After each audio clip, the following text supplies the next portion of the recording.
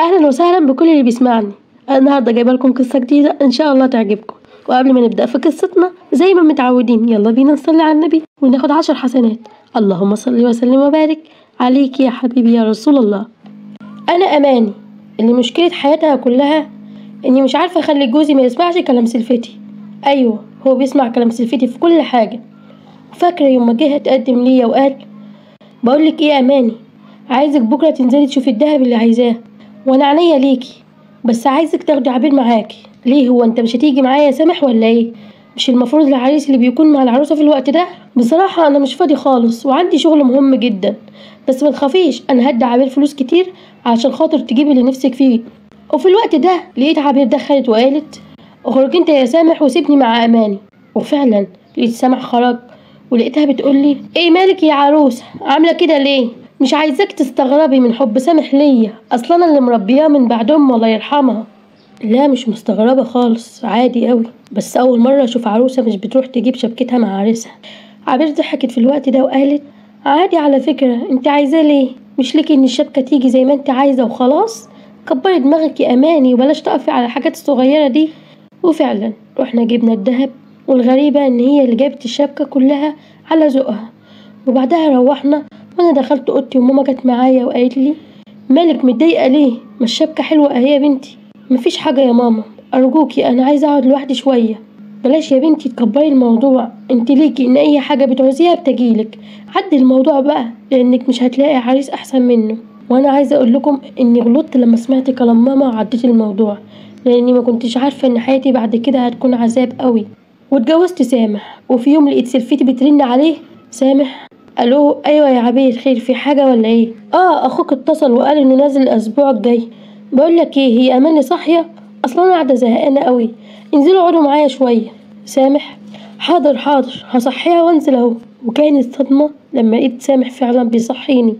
خير يا سامح في ايه؟ سيبني عايزه انام. لا نوم مين، اصحي علشان ننزل نقعد مع عبير تحت لانها زهقانه ومحتاجه حد يقعد معاها. انت اكيد بتهزر يا سامح صح؟ انت مصحيني من نومي علشان انزل اقعد معاها تحت عشان الهانم زهقانه؟ انا مش هنزل طبعا. خلاص براحتك يا اماني، بس انا بعرفك ان انا هنزل اقعد معاها تحت. هو انت ازاي كده؟ انت عايز تنزل ليها تحت وتقعد معاها وهي قاعده وحدها؟ يوه، انت بقيتي شخصيه ممله جدا وانا بدات ازهق منك. ولقيته سابني ونزل قعد معاها، وبعدها انا نزلت وقلت ليه انا رايحه بيت اهلي يا سامح، ولما تعرف ان ليك زوجه وليها حق عليك ابقى كلمني، وضعك ده مش عاجبني. عبير.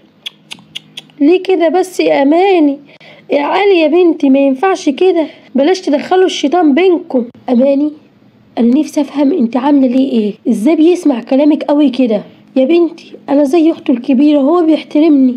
اسمعي يا اماني، انت لو خرجت من البيت ده انا هتجوز عليكي. بصراحه كده انا ما عنديش حد يبات بره البيت. عبير. اطلعي شقتك يا اماني احسن، حرام يا حبيبتي انت لسه عروسه جديده، بلاش تخربي على نفسك يا ماما. اماني انا ماشيه وشوف انت عايز ايه واعمله. وبعدها رحت البيت عند ماما الام. خير يا اخرة صبري، جايه ليه في وقت زي ده؟ اكيد عملتي مشكله مع جوزك. هو انا مش بنتك؟ حرام عليكي، مش بصعب عليكي؟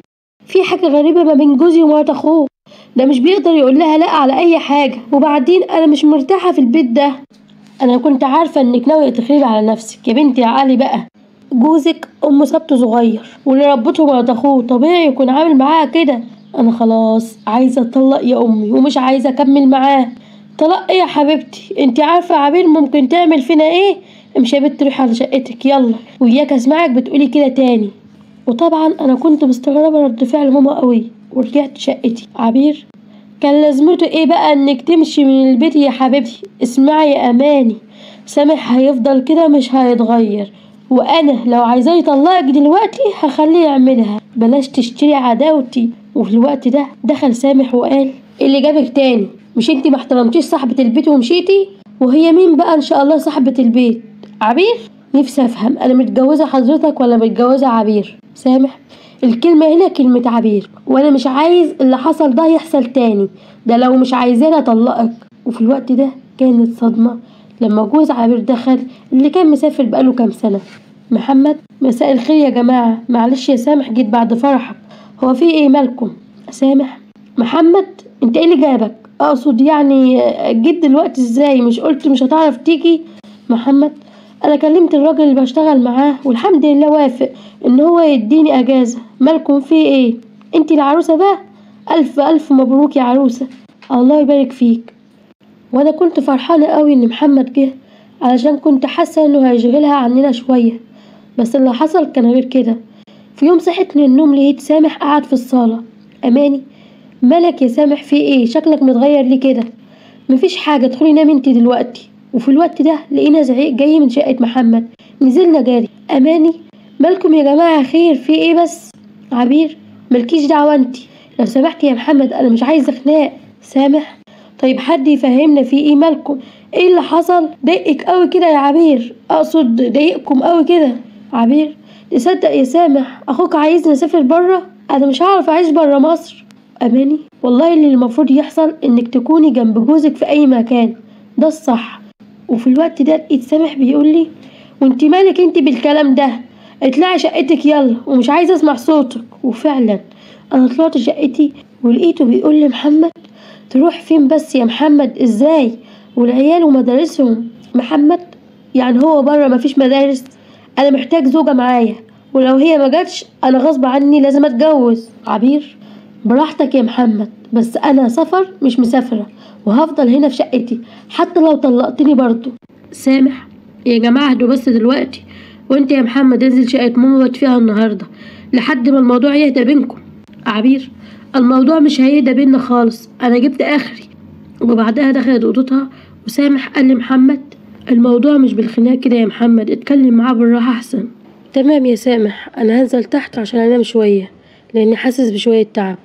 تمام يا حبيبي، خد بالك من نفسك. وفي الوقت ده طلع سامح وانا كنت ماشية. انا ماشية يا سامح، وارجوك عايزة ورقة طلاقي من غير مشاكل. ولا مشاكل ايه؟ انا حاسة ان انت عايز كده، وانا كنت فاكرة ان هو هيقول لي براحتك زي كل مرة، بس اللي حصل عكس كده. ارجوك يا اماني خليكي جنبي، انا عارف ان انا غلط، بس اوعدك عمري ما هزعلك مني تاني. نفسي افهم يا سامح انت ليه بتعمل كده؟ ليه بتسمع كلامها في كل حاجة؟ والله انا هحاول اتغير يا اماني، انا عارف اني ماليش شخصية قدامها، بس ارجوكي خليكي جنبي واوعي تسيبيني. اقولك على حاجة، انا ناوي اشوف شقة تانية ونمشي من هنا. حاضر يا حبيبي، انا جنبك وهفضل معاك يا سامح. وفعلا صدقته علشان كنت حاسة ان هو في حاجة غريبة، وحسيت ان اللي بيحصل ده كان غصب عنه. ودخلنا نمنا، وتاني يوم صحيت على الباب بيخبط وفتحت. عبير: صباح الخير يا اماني، معلش صحتك من النوم يا حبيبتي، بس عايزة محمد لو سمحتي. محمد مش هنا يا عبير، هو مش في شقتك؟ في الوقت ده لقيت سامح خارج من الأوضة. محمد تحت في شقة ماما يا عبير. تعالي ادخلي، واقفة على الباب ليه كده؟ لا انا نازلة عشان اصالحه واقول له ان انا خلاص هسافر معاه. سامح: والله عين العقل يا عبير، الصح انك تفضلي مع جوزك، والحمد لله انك شلتي فكرة الطلاق من دماغك. اتطلق ايه ده؟ انا روحي في محمد. طب يلا بينا يا جماعة علشان نفطر كلنا سوا، ده بعد اذنك يعني يا اماني. عبير: هو انتي كويسة؟ اه يا اماني كويسة، انا كنت ماشية في طريق غلط بس الحمد لله فقت لنفسي. يلا بقى علشان الفطار هيبرد. وبعدها سمعنا سويت من شقة حماتي ونزلنا. سامح: ايه في ايه مالك؟ وكان محمد نايم على السرير. الحق يا سامح، اخوك عمال اكلمه مش بيرد عليا. وكانت الصدمة بالنسبة ليا لما عرفت ان محمد من الزعل فارق الحياة. وفي العزا كانت عبير قاعدة، والغريبة انها ما كانتش بتعيط، وماما كانت قاعدة جنبي. الام: اعمل ايه؟ الناس كلها عمالة تتكلم وتقول ان انت وشك وحش عليهم، بعد ما تتجوزي على طول اخوه يحصل فيه كده. والله العظيم مش هسكت الا لما اعرف الحقيقة واجيب حق محمد يا ماما. حق ايه يا بت اللي بتتكلمي عنه؟ وانت مالك اصلا؟ وبعدين هو حصل ايه يا بت؟ اماني: مفيش يا ماما، خلاص بقى مش وقته. وبعدها الناس مشيت وفضلنا احنا التلاتة. عبير: بجد زعلانة قوي ان اللي حصل ده حصل وهو زعلان مني. سامح: اكيد برضو اللي حصل له ده من الزعل، انت عارفة ان اخويا تعبان يا عبير، ما كانش ينفع الزعل ده خالص والله. عبير: هو انا كنت اعرف بس ان هيحصل كده، ربنا يرحمه بقى. مالك يا اماني ساكتة ليه كده؟ اماني: ابدا مفيش، انا تعبانة قوي ومحتاجة انام بعد اذنكم. وبعدها طلعت على شقتي ولقيت سامح ورايا. سامح: انا مش عارف اللي حصل ده حصل ازاي، بجد محمد صعبان عليا قوي، طول عمره مسافر واول ما ينزل يحصل اللي حصل ده. اماني: هو انت بتتكلم بجد؟ هو انت مش حاسس ان اللي عملت فيه كده مرات اخوك؟ ايه الكلام العبيط ده؟ لا طبعا الكلام ده لا يمكن يكون حقيقي. معقول هي ممكن تعمل كده؟ طيب ازاي يعني مش باين في الكشف؟ معرفش والله، بس قلبي بيقولي ان هي اللي عملت كده. والله لو كلامك ده طلع حقيقي انت ما تعرفش انا ممكن اعمل فيها ايه. انا نازل شويه وطالع. خد بالك من نفسك يا سامح، بجد انا بقيت اخاف عليك منها والله. وفعلا نزل ليها وهي فتحت الباب. عبير، اظن دلوقتي ما بقاش ليك حجه وسهل نتجوز بقى. واحد مش عايز عيال اخوه يتربوا بره، والحمد لله ان اخوك زعل وحصل ليه اللي حصل ده. سامح بضحكة شريرة. هو انت كمان فاكرة ان اللي حصل ده صدفة؟ حبيبتي انا اللي عملت كده في محمد. معقول يا سامح انت اللي عملت كده؟ قد كده بتحبني ولا علشان الحاجة كلها باسمي؟ سامح، لا ازاي؟ انت عارفة ان انا بحبك. قلتلك كذا مرة انا هتجوزك بس في الوقت المناسب. طيب ما انا قلتلك كذا مرة نهرب ونتجوز بس انت اللي مش راضي. كل حاجة كانت لازم تحصل رسمي يا حبيبتي. ان اخويا يموت وبعدين انا اقول ان لازم اربي عيال اخويا وكده يعني. طيب والهانم اللي فوق ناوي تعمل معاها ايه؟ هعرض عليها ان انا هتجوزك وهي لو مش عايزة تكمل براحتها بقى نتطلق. لا يا حبيبي انت كده كده لازم تطلقها. ولا مفيش حاجة هتكون باسمك، فاهم ولا لا؟ انا مش مهم عندي الحاجة يا حبيبتي، المهم انك تكوني معايا. ما تعرفش انت كبرت في نظري ازاي بعد ما عملت كده مع محمد. اول مرة احس انك مش عملت الحاجة غصب عنك وعملتها عشان بتحبني. علشانك اعمل اي حاجة، انا بحبك قوي يا عبير. المهم اماني شاكة فيكي، عايزك الفترة دي تصرفاتك تكون طبيعية خالص. عبير، ما انا بعمل كده حتى قبل ما اعرف اللي هيحصل لمحمد. طلعت قلت لكم انا خلاص هتغير. سامح انا عايزك دايما كده. المهم برضو انتي مش هتقولي ان ماما كتبتلك كل حاجة باسمك. عبير، مش انت قلت ان كل اللي يهمك انا مش الفلوس، وان كلها فترة وهكون معاك وكمان الفلوس هتبقى معاك؟ سامح، ماشي اللي تشوفيه. وبعدها تروح سامح على شقته وبدأت عبير تفتكر أيام ما كانت حماتها عايشة معاها. فلاش باك. عبير، والله أنا زهقت من سفر ابنك على طول. ما انت معاكي فلوس اهو، ما يرجع ويفكر يشغل فلوسك هنا. حماتي، والله يا بنتي عرضت عليه كذا مرة وهو مش راضي، بيقولي اتعودت على الشغل بره وعلى السفر. عبير، مش عارفة والله يا حماتي ليه بيعمل معايا كده. طيب لو مش عايزني ومش عايز وجودي هنا يطلقني، مفيش مشكلة. هو انا اقدر استغنى عنك برضو يا عبير؟ ربنا يعلم انا بحبك زي ما تكوني بنتي والله. كفايه ان انت اللي واخده بالك من المحلات ومن كل حاجه. صحيح فكرتيني يا حماتي، انت ناويه تعملي ايه في موضوع التوكيل اللي قلت عليه؟ انا بصراحه بخاف اقولك نروح في اي مكان عشان نخلص ورق لا تكوني تعبانه. حماتي، انا هكلم المحامي علشان يعمل لك توكيل. ربنا كرمني بولدين، بس واحد في الغربة والتاني صغير ومفيش حد فيهم مهتم على ماله. عبير، اخصى عليكي يا حماتي، ما انا اهو. هو انا مش واخده بالي من حاجتك ولا ايه؟ هو انت في زيك؟ ربنا يخليكي ليا يا حبيبتي. شوفي الاوراق المطلوبه وانا معاكي. وفعلا عملت ليا توكيل الاداره بكل حاجه. وبعدها بسنه حماتي كانت ماتت ونزل محمد وبعدها رجع تاني. وفي يوم كان سامح في محلات مامته. انا عايز محمد ضروري. هو بيكلمك امتى يا عبير؟ علشان خاطر انا عايز اعرف نصيبي ونصيبه، علشان انا محتاجه ابيع محل لان عايز اعمل مشروع تاني. عبير، هو محمد ماله اصلا؟ هو انت ما تعرفش ان ماما الله يرحمها باعت ليا كل حاجه ولا ايه؟ سامح، ايه الكلام ده؟ لا طبعا انا مش مصدق، امي عمرها ما تعمل فينا كده. الورق عند المحامي يا سامح، تقدر تروح وتتاكد من كل حاجه. اللي انا كنت عارفه يا عبير ان ماما عامله ليكي توكيل الاداره بس، انما مش بايعه عليكي كل حاجه. هو انت عايزني بعد التعب اللي تعبته في كل ده اسيب كل حاجه كده؟ انت بتهزر يا سامح ولا ايه؟ الحاجه دي كبرت بسببي انا. سامح، تقومي تاخدي كل ده ازاي يعني؟ وبعدين جوزك موافق على الكلام ده؟ هو جوزي فاضي ليا؟ خليك انت معايا يا سامح، بصراحه انا بحبك من زمان. ايه الكلام ده؟ انت زي اختي الكبيره وانت اللي مربياني. عبير، بس بحبك، ربنا يعلم حبك في قلبي عامل ازاي. خليك جنبي واوعدك ان كل حاجه هتكون لينا. سامح، انا مش عارفه اقولك ايه بصراحه. وسامح راح سأل المحامي وبعدها كان معاها في كل حاجه علشان خاطر الفلوس، وبعدين حبها. وبنرجع من الفلاش باك في شقتي. تروح سامح، اماني، ايه عملت ايه يا سامح؟ اتاكدت من حاجه ولا ايه؟ سامح، كل اللي في دماغك ده كان وهم، هي ما عملتش كده. وبعدين هي كانت بتحب محمد قوي. هو انت مالك؟ كلامك اتغير ليه بعد ما نزلت ليها؟ انا عارفه ان في حاجه غلط في الموضوع وانت عايز تصدق صدق، بس اعرف ان اخوك هيكون ذنبه في رقبتك لو ما عملتش حاجه. سامح، بطلي الكلام ده، انا ناويه اربي عيال اخويا. واعملي حسابك انك لو اتكلمتي تاني في الموضوع ده هتكوني طالق. كل شويه طالق طالق. انا المره دي انا مش عايزاك يا سامح، خلاص. اللي يعمل كده في اخوه ما اضمنش ممكن يعمل فيا ايه. براحتك، بس لو كلمة من الهبل اللي قلتيه ده راحت لحد ما تعرفيش انا هعمل معاكي ايه. وبعدها انا مشيت من البيت. تاني يا بنتي، هو انا نفسي افهم انتي ناوية تعقلي امتى؟ بقولك ايه يا ماما، انا رجوع لسامح تاني مش هرجع. وانتي بقى شوفي انتي عايزة ايه، لو عايزة انا اقعد في شقة لوحدي انا ما عنديش مانع. انا خايفة عليكي من كلام الناس يا بنتي، انتي لسه متجوزة وكل شوية يحصل مشكلة بينك وبين جوزك.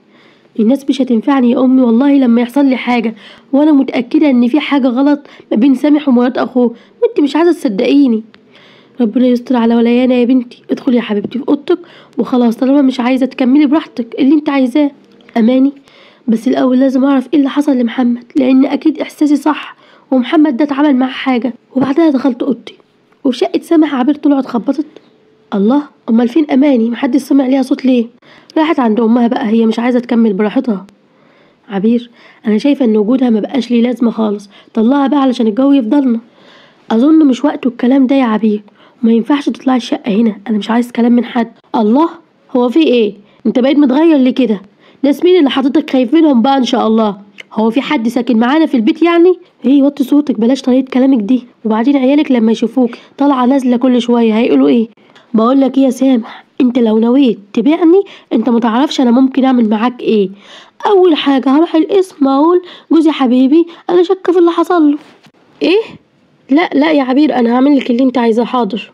وفي شقة ماما، انا مش هرتاح يا ماما الا لما اعرف الحقيقة وابلغ عنه. مالكيش دعوة يا بنتي، لو في مشكلة اخوه هو يشوفها، خلينا احنا في حالنا. وبعدها انا دخلت اوضتي ولقيت تليفوني رن. مين؟ عزة، ازيك عاملة ايه؟ والله وحشاني قوي. فينك يا بنتي؟ بخير والله يا حبيبتي، موجودة اهو. انا عرفت ان انت اتجوزتي، الف الف مبروك. الله يبارك فيكي يا حبيبتي. وانت عرفتي منين ان انا اتجوزت؟ كنت بكلم منى صاحبتنا عشان محتاجة واحدة معانا في الشغل، وقالت لي انك اتجوزتي، مع اني والله كان نفسي تيجي معايا. انا كنت فعلا نازلة ادور على شغل، والله جيتيلي في وقتك. اقدر اجي اشوف الشغل امتى؟ عزة، معقول يا بنتي؟ طيب وانت جوزك ممكن يوافق على انك تشتغلي يعني؟ اماني، عادي، المهم قوليلي الشغل فين وهاجي امتى. وفعلا اتفقت معاها على كل حاجة وقفلت السكة. وعزة بعد ما قفلت معايا مسكت الموبايل. الو، ايوه يا باشا. كلمتها وطلع عندك حق، هي مصدقت على طول ووافقت على موضوع الشغل، وضحكت ضحكة مستفزة وكملت وقالت عيب يا باشا، كل كلامك هيتنفذ بالحرف الواحد، انت متعرفش انا بحب اماني قد ايه. وقفلت السكة معاه. وانا تاني يوم رحت الشركة. اماني، عزة ازيك عاملة ايه؟ ما تعرفيش انا فرحت بالشغل ده ازاي، اهو حاجة تخليني انسى اللي حصل لي. حبيبتي يا اماني، ايه اللي حصل لك يا قلبي؟ بس مش وقته، المهم انا هشتغل ايه. تعالي شوف المدير وهو هيقولك على كل حاجة. وفعلا دخلت للمدير واتفقت معاه على كل حاجة، واشتغلت انا وعزة مع بعض. وفي يوم كان سامح عمال يرن عليا. سامح، الو، ايه بقالي يومين عمالة اتصل بيك مش بترد ليه؟ هو انت ناوية ترجعي البيت امتى؟ اماني، انا قلتلك انا خلاص عايزة اتطلق ومش راجعة عليك تاني. انا لسه بحبك وباقي عليك، وبلاش تخلي الشيطان يصور لك حاجات غلط. اماني، انا لازم انهي المكالمة دلوقتي عشان عندي شغل كتير. وقفلت السكة. عزة، ايه يا بنتي مالك؟ هو في مشاكل بينك وبين جوزك ولا ايه؟ يا بنتي انت لسه متجوزة، اول مرة احس اني غلطت في حاجة عملتها. انا فعلا غلطت لما اتجوزت سامح يا عزة. ليه يا بنتي قوليلي، ولو مش عايزة تتكلمي مفيش مشكلة. اماني، لا ابدا والله يا عزة، انا مصدقت الاقي حد اتكلم معاه، وفعلا قلت لها على كل حاجة. عزة، معقول في كده؟ طيب انت ناوية على ايه يا اماني؟ معقول ناوية تطلقي من غير ما تبلغي عنهم؟ والله ما عارفة يا عزة اعمل ايه، انا مصدقت ان الشغل ده جالي علشان ابعد عن كل حاجة. عزة، انا هقولك تعملي ايه علشان توقعي الاتنين. المهم انا عيد ميلادي الاسبوع الجاي، هتيجي ولا ايه؟ بجد لو مش هتيجي والله هزعل منك. كل سنة وانت طيبة يا قلبي. لا اكيد هجيلك ان شاء الله. المهم انا لازم امشي دلوقتي عشان خاطر ماما. ماشي يا حبيبتي، انا هخلص شوية شغل وامشي. بالله عليكي تاخدي بالك من نفسك، ربنا يخليكي ليا يا عزة. وفي شقة عبير. عبير، ايه يا سامح ناوي على ايه؟ انا خلاص صبري قرب ينفذ. عايزه ايه يا عبير؟ انا مش بحب اتهدد، انت فاهمه ولا لا؟ وبعدين يا بنتي ما انا قلتلك خلاص خلصي عدتك وهنتجوز. وبعدين هو انا كلمتك في حاجه تاني؟ صحيح نسيت اقولك، انا خلاص هطلق اماني. معقول يا حبيبتي تقولي لي على حاجه وانا اقولك لا؟ عبير، معقول خلاص هتطلقها؟ والله العظيم ما تعرف انا بحبك ازاي، ممكن اعمل اي حاجه علشانك، ومش عايزاك تزعل مني من الكلام اللي قلتهولك. عمري ما ازعل منك يا عبير، انتي متعرفيش انا بحبك ازاي. عبير، هقولك انا خلاص، انا هكتب لك كل حاجه بيع وشراء. سامح، لا وانا مش عايز منك حاجه، انا قلت ليكي الف مره انا عايزك انتي علشان بحبك مش عشان الفلوس والحاجه. عبير، وانا امنتلك على نفسي مش هامنك على الفلوس والحاجات، وانا متاكده ان عمرك ما هتبيعني. المهم بكره هنروح الشهر العقاري واكتب لك كل حاجه بيع وشراء. ربنا يخليكي ليا يا قلبي، وأوعدك يا عبير عمري ما هخليكي محتاجة حاجة أبدا. ونسيب سامح وعبير ونروح لأماني ومامتها الأم. ايه رايحة فين في وقت متأخر زي ده؟ وبعدين يا بنتي قلتلك كذا مرة الخروج لازم يكون بحساب. يا ماما فرح عزة صاحبتي وهي عزمتني ما ينفعش اقول لها لا. بصراحة هي جدعة معايا قوي الأم. بصراحة البت دي عمري ما ارتحت لها. وبعدين انا قلبي مقبوض، خليكي يا بنتي بلاش خروج احسن. ما ينفعش يا ماما، انا وعدتها اني هروح، ما تخافيش عليا. بنتك راجل يا ماما، يلا سلام. وفعلا مشيت ورحت شقة عزة، وكانت عزة بتتكلم في التليفون. عزة والله مش عارفة البت دي مش ذكية ليه، دي لو افتكرت تاريخ ميلادي مش هتيجي. المهم انت يا باشا ارجوك اوعى تتأخر لحسن تسأل فين الناس، وانا مش عازمة حد. وفي الوقت ده الجرس رن وعزة فتحت ليا. اماني كل سنة وانت طيبة. ايه ده شكلي جيت بدري ولا ايه؟ وعزة لا والله اصحابي اللي اتأخروا، تعالي ادخلي.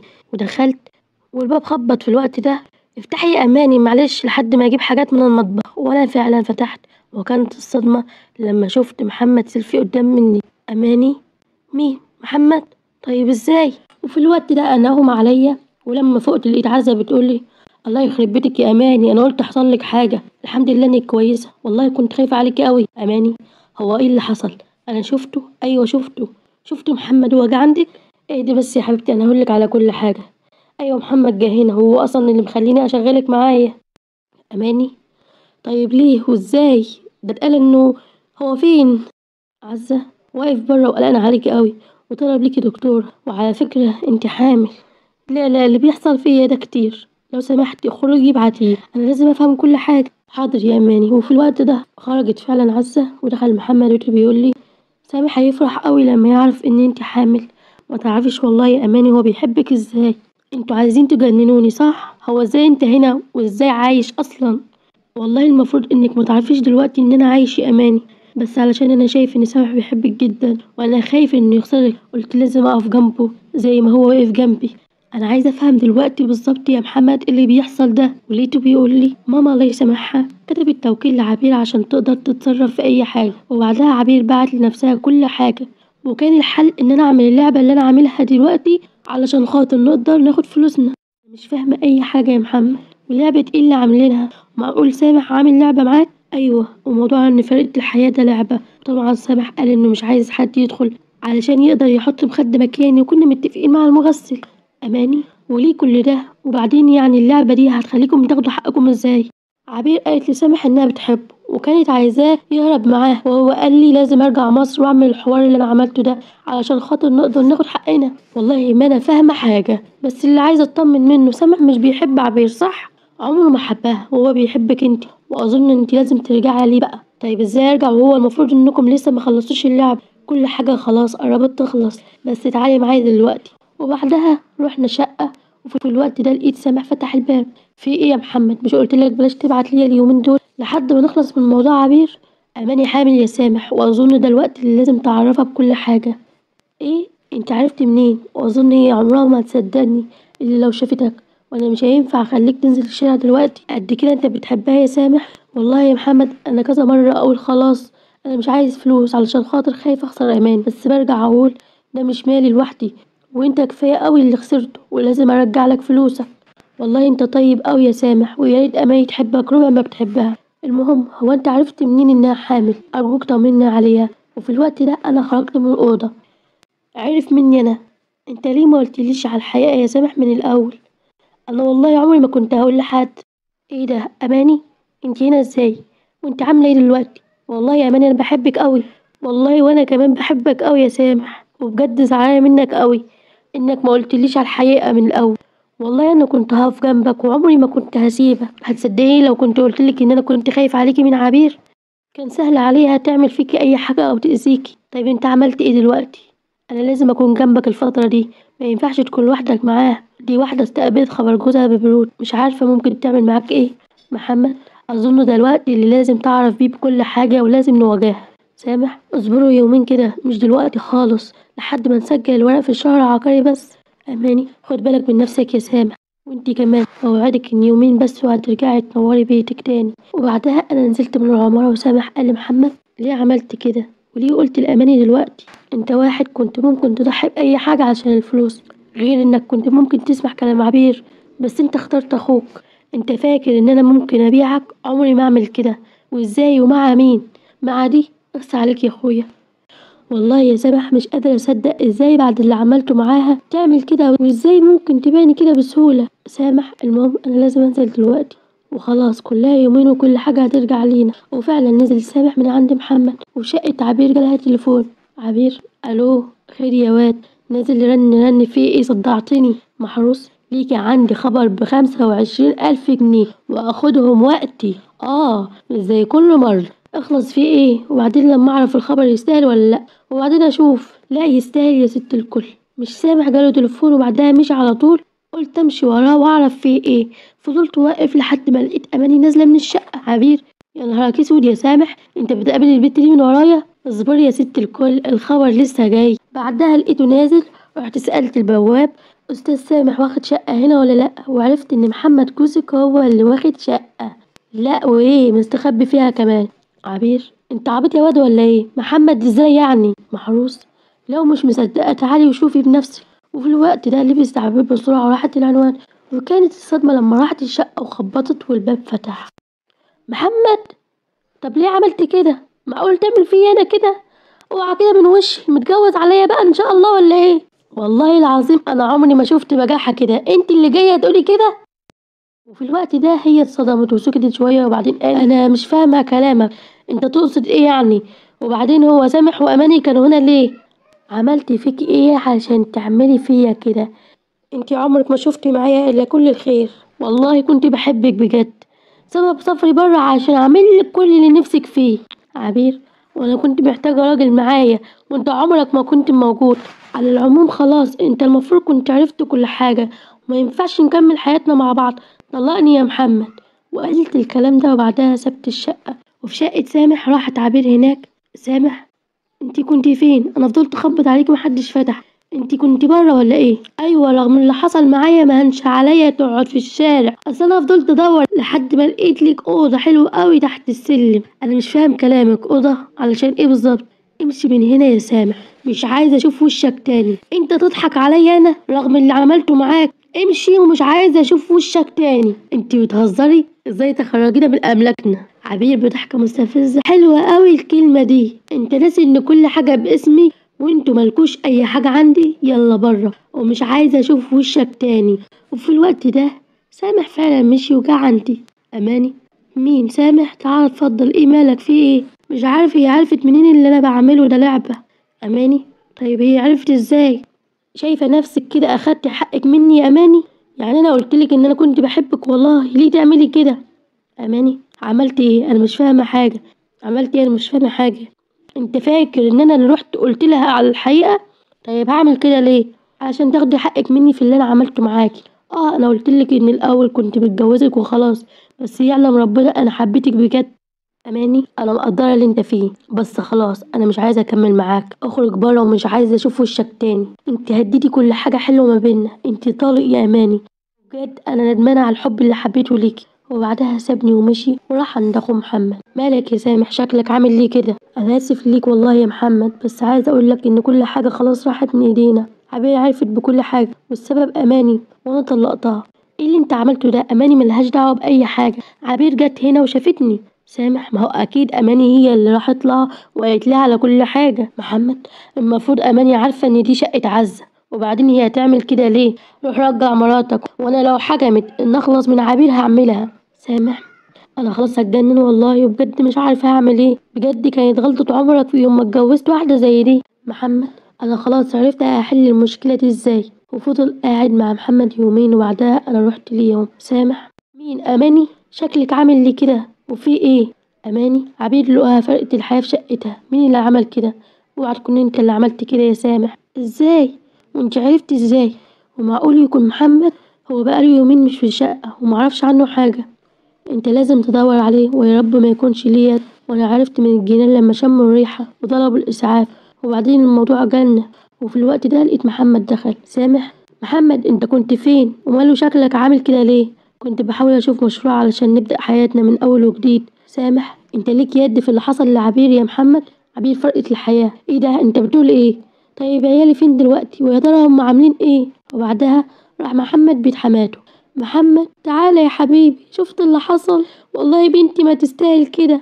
عيالي فين يا حاجة؟ واللي حصل ده حصل ازاي يعني؟ الحما معرفش، هي جابت لي العيال وقالت لي انها رايحة مشوار، وقالت لي خليهم بايتين عندك النهاردة، وبعدها فضلت يومين ما بترنش عليا، وانا قلت يمكن بتروح من المحلات متأخر ومش قادرة تيجي. وبعدها لقيت الجيران اتصلوا بيا وقالوا لي على اللي حصل. محمد شايفين العيال. وبعدها اخد العيال وراح شقته، وقالت لي بنت جودي هي ماما مش جاية تاني يا بابا ولا ايه؟ هي كل ده مع عمو محروس؟ محمد مين محروس يا حبيبتي؟ اللي كان بيجي هنا يا بابا، واخر يوم كان عمال يقول لها لو ما خدتش الفلوس اللي اتفقنا عليها ما تعرفيش هعمل معاكي ايه. وبعدها مشي، وهي قالت لحد في التليفون انها هتروح له. ماشي يا جودي. وبعدها اتصل بيا اجي اقعد مع العيال، وراح المحل بتاعه اللي شغال فيه محروس. محروس ازيك يا استاذ محمد؟ البقاء لله. والله زعلت قوي لما عرفت اللي حصل. ايه اللي كان بينك وبينها يا محروس؟ وبعدها بص لي تليفون عبير على مكتب محروس. محروس اتكلم وقال ده موبايل الأستاذة عبير الله يرحمها، هي جابت تليفون جديد وبعدها ادتني التليفون القديم ده. وفي الوقت ده محمد أخد الموبايل بسرعة من على المكتب وشاف الرسائل اللي بينهم، وبلغ البوليس واتقبض عليه، واعترف على اللي عمله بسبب إنها ما كانتش راضية تديله فلوسه، واتحبس محروس على جريمته. وبعدها هاجي لي يا سامح، حقك عليا يا حبيبتي، أنا شكيت فيكي والله أنا آسف. وكان معاه محمد معلش يا ماني اعذريه في اللي حصل، وخلاص هي خرجت من حياتنا. وبعدها اتقدم محمد لعزة واتجوزها، وهو واخوه اشتغلوا في المحلات وكبروا شغلهم، وانا كنت سعيدة اوي مع سامح. ولحد هنا بتكون خلصت حكايتنا النهاردة، مستنية رأيكم في التعليقات، وما تنسوش تعملوا اللايك والشير والاشتراك. في رعاية الله، مع السلامة.